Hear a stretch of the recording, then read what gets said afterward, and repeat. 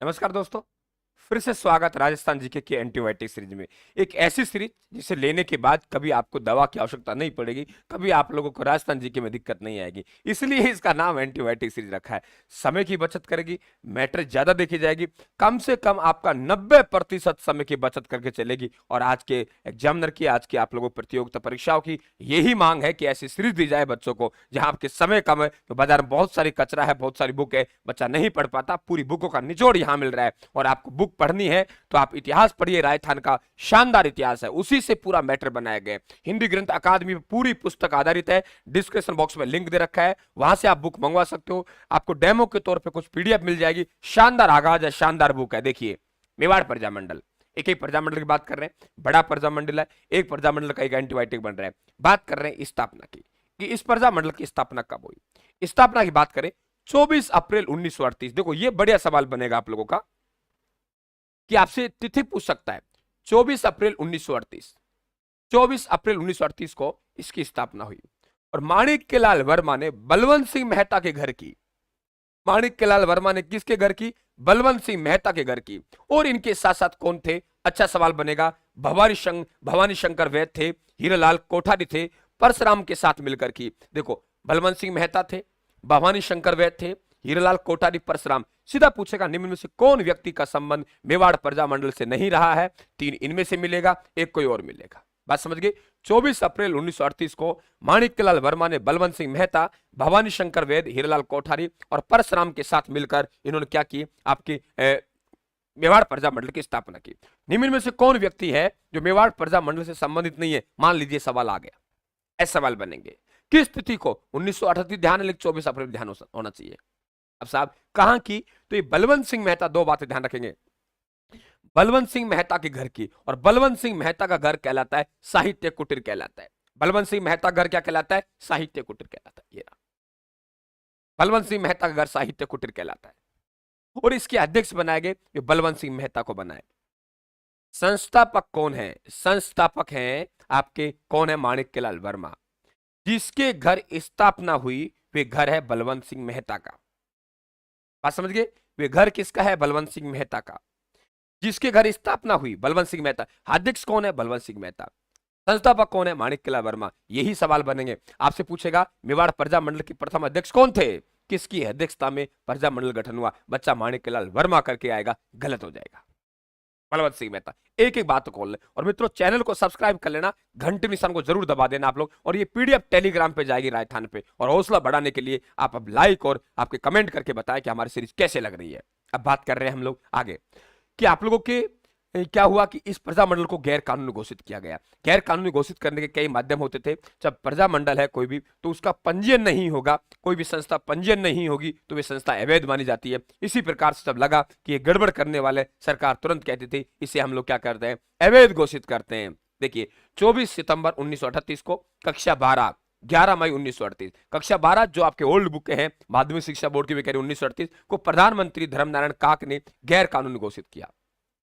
24 सितंबर 1938 को कक्षा 12 के अनुसार 11 मई 1938 को प्रधानमंत्री धर्मनारायण काक ने गैर कानूनी घोषित कर दिया। ये ध्यान रखें आप लोग। अब बात करते हैं मेवाड़ में वर्तमान शासन व्यवस्था। देखिए, वर्तमान शासन व्यवस्था ये एक पुस्तक है। मेवाड़ में वर्तमान शासन व्यवस्था एक पुस्तक है जो कि माणिक्यलाल वर्मा ने लिखी। एक ऐसी पुस्तक जिसने मेवाड़ सरकार की पोल खोल के रख दी। मेवाड़ सरकार की पोल खोल दी साहब। मेवाड़ में वर्तमान शासन व्यवस्था, सरकार हिल गई। सरकार ने कहा ये तो गड़बड़ कर रहा है यार, ऐसे करते हैं हम इस पे प्रतिबंध लगा देते हैं कि मेवाड़ में प्रवेश नहीं करेगा। माणिक्यलाल वर्मा पर मेवाड़ प्रवेश पर क्या लगाते हैं? प्रतिबंध लगाते हैं। ध्यान सुनना, प्रतिबंध लगा दिया। माणिक्यलाल वर्मा ने कहा ठीक है, तुम्हारे मेवाड़ में नहीं रहूंगा, बाकी तो रह सकता हूं। मैं तुम्हारे पड़ोस में जाके टोक में बैठ गया, देवली टोक में बैठ गया साहब। अब देवली टोक में बैठा तो ध्यान रखना क्या कहा? देवली टोक में अब क्या कहा? पुलिस गई। पुलिस गई और क्या कहा? उसे वहां से उठाया देवली से। क्या जा?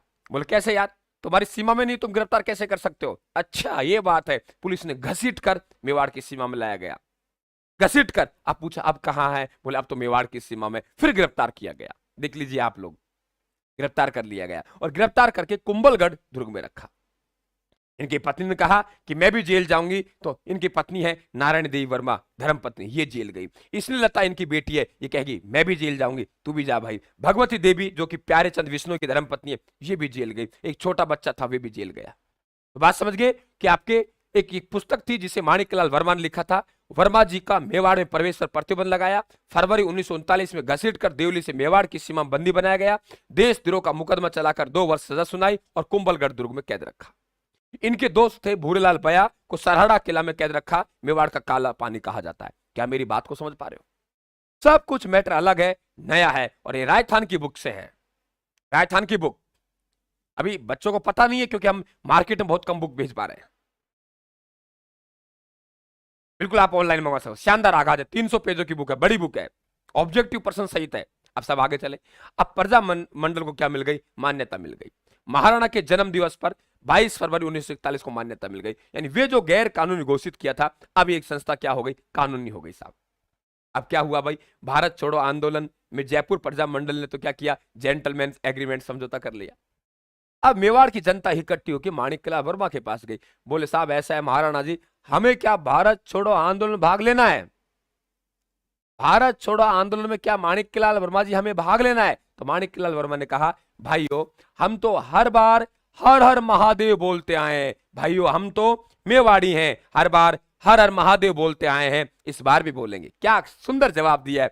उक्त कथन किसका है? माणिक्यलाल वर्मा का। भाई हम तो मेवाड़ी हैं, हर बार हर हर महादेव बोलते आए हैं, इस बार ही बोलेंगे। भाई हम तो मेवाड़ी हैं, हर बार हर हर महादेव बोलते आए हैं, इस बार ही बोलेंगे। ये कथन किसका है? माणिक्यलाल वर्मा का। कब कहा? तब मेवाड़ के लोगों ने पूछा क्या हमें आपके भारत छोड़ो आंदोलन में भाग लेना है?